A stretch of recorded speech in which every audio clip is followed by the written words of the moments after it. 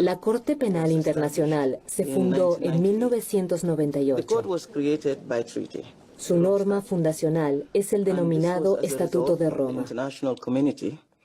La comunidad internacional quería crear una instancia judicial permanente e independiente que fuera responsable de crímenes de guerra, crímenes de lesa humanidad y genocidio.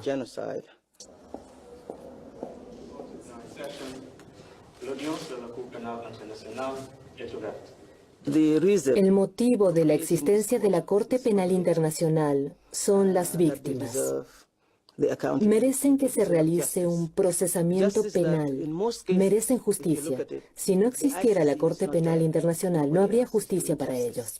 La Chambre demande maintenant a chacun des accusés s'il souhaite plaider culpable. El fiscal de la Corte Penal Internacional, Fatou Bensouda, estuvo en Colombia. Aquí se reunió con el presidente Juan Manuel Santos y altos funcionarios, entre ellos el fiscal general de la Nación, Néstor Humberto Martínez. Un serio llamado le hizo Bensouda al jefe del ente investigador. La fiscal de la Corte Penal Internacional, Fatou Bensouda, estuvo en Colombia y en la rueda de prensa realizada en Bogotá, en la que entregó un breve balance de su visita, señaló con preocupación que no recibió información precisa de parte de la Fiscalía General de la Nación sobre las investigaciones a generales y coroneles de las Fuerzas Armadas en relación con las ejecuciones extrajudiciales en las que están implicados 29 de ellos. Nosotros hemos hecho solicitudes de información al fiscal general, que aún no se nos ha proporcionado toda esa información que hemos pedido, pero que obviamente estaremos basando el concepto de esta corte en la información que recibamos. Lo expresado por Bensouda es muy grave, más si se considera, como lo señala el abogado Elmer Montaña, que uno de los objetivos de la fiscal de la Corte Penal Internacional era indagar sobre las investigaciones de las ejecuciones extrajudiciales o falsos positivos. La Corte Penal Internacional funciona como un órgano de justicia residual en aquellos casos en los cuales la justicia de un país se niega a actuar o pretende cubrir con impunidad a grandes responsables de crímenes de lesa humanidad. Otro de los temas que le preocupa a la extrema derecha en Colombia, puntualizó Montaña, es si la fiscal Fatou Bensouda indagó sobre la lentitud de las investigaciones contra el expresidente Álvaro Uribe Vélez.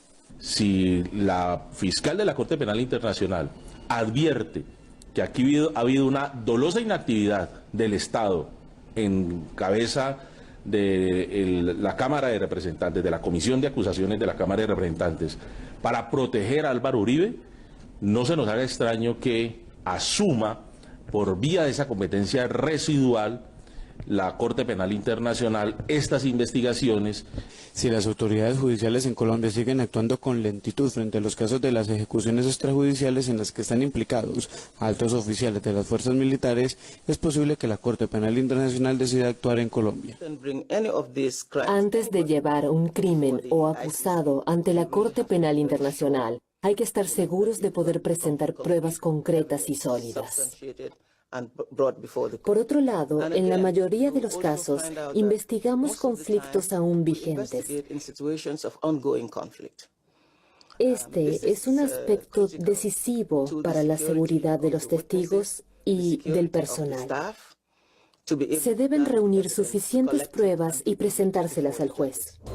Soy Richard Mao Creaño, exagente del CTI de la Fiscalía General de la Nación de Colombia, conocido en los medios como Hacker Fiscalía, quien denunció la infiltración paramilitar colombiana más grande del mundo conectada con el gobierno, siendo amenazado y abusado por su poder político y judicial corrupto.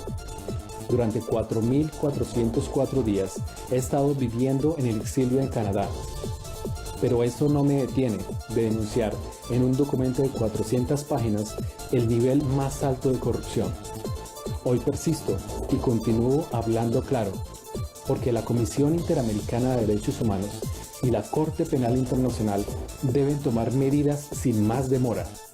255 empleados públicos, teniendo vínculos con 131 miembros de los grupos paramilitares, como resultado de un cruce técnico de información de 326.000 registros. El expresidente colombiano Álvaro Uribe Vélez y el exfiscal general Luis Camilo Sorizaza aún no están en prisión. De hecho, Uribe hoy es senador. Así que, ¿dónde está la justicia?